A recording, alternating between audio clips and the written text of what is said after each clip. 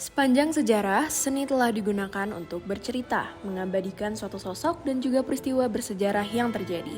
Contoh yang familiar adalah Mona Lisa, Liberty Leading the People, penangkapan Pangeran Diponegoro pada tahun 1857, juga lukisan gua berabad-abad tahun yang lalu. Lukisan-lukisan ini membantu sosiolog memahami bagaimana masyarakat terdahulu menafsirkan dunia. Tapi, apakah semua sejarah yang dipelajari dan diketahui selama ini benar adanya? Apakah ada potongan bagian yang tertinggal atau tidak tersampaikan?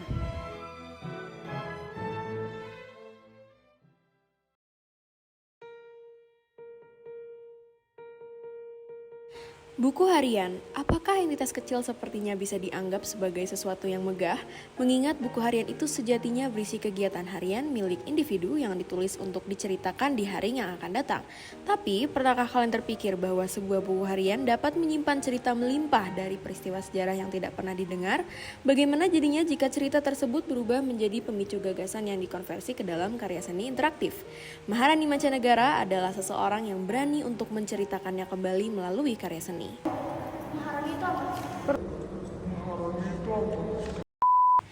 Lahir di Padang pada 28 September 1990, saat ini Maharani sudah menyelesaikan studinya dalam program studi seni rupa Institut Teknologi Bandung.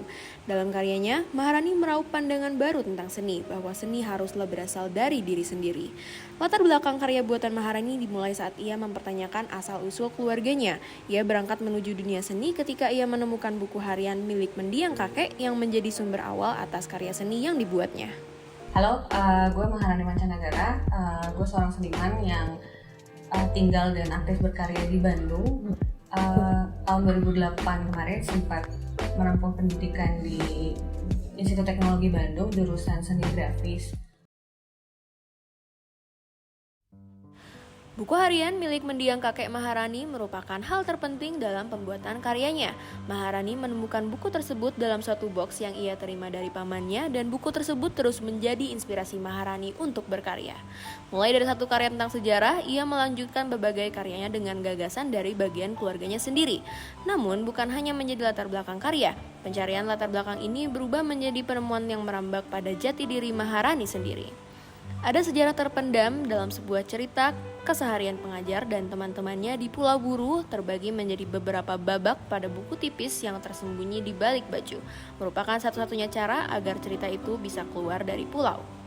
Warta Pijar merupakan sebuah seri karya oleh Maharani. Dalam karya Warta Pijar 6, Maharani berkisah tentang peristiwa yang terjadi di Pulau Buru pada tahun 1965.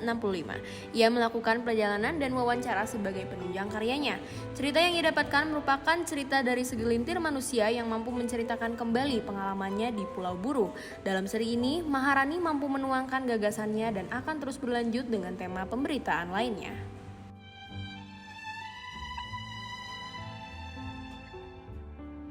Dapur, sumur, dan kasur. Di seluruh wilayah Indonesia terdapat pandangan bahwa mengurus rumah tangga adalah tanggung jawab dan kodrat seorang perempuan. Sebuah tradisi yang mengarah pada ajaran mewajibkan seorang perempuan untuk melayani suaminya sebagai bentuk pengabdian, penghormatan, dan bukti cinta kepada suaminya. Saat ini tidak jarang perempuan bekerja di ranah laki-laki setiap hari, namun perubahan tersebut tidak selalu konsisten di ranah domestik. Dalam karya yang bertajuk Tritunggal Dharma ini, Maharani mencoba mengingatkan kita untuk membuka ruang refleksi atas tradisi sehari-hari.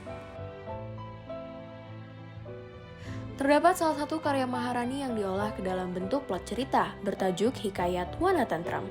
Maharani bernarasi mengenai kisah-kisah kecil yang belum diketahui oleh khalayak banyak, tentang bagaimana tahanan politik yang diasingkan ke Pulau Buru dapat bertahan. Cerita tersebut termasuk dari cerita sang kakek yang tertuang dalam buku hariannya, dan diolah oleh Maharani menjadi suatu karya naratif. Karya tersebut dituangkan ke dalam bentuk buku cerita bergambar dengan judul Hikayat Wana Tantram yang dipublikasikan tahun 2018 lalu. Pada Februari 2018, Maharani mengadakan pameran tunggal di Galeri Sumarja, Institut Teknologi Bandung, dan mengemas cerita tersebut ke dalam bentuk yang lebih interaktif. Pameran tersebut adalah Zero Sum Game yang diadakan pada 8 Februari 2018 sampai 2 Maret 2018. Dalam pameran tunggalnya, Maharani membuat mural dari Hikayat Wana Tantram dan memasang instalasi Pulau Buru dengan tanah untuk mendukung suasana cerita narasi yang dibawa dan diberi judul Wana Suteji.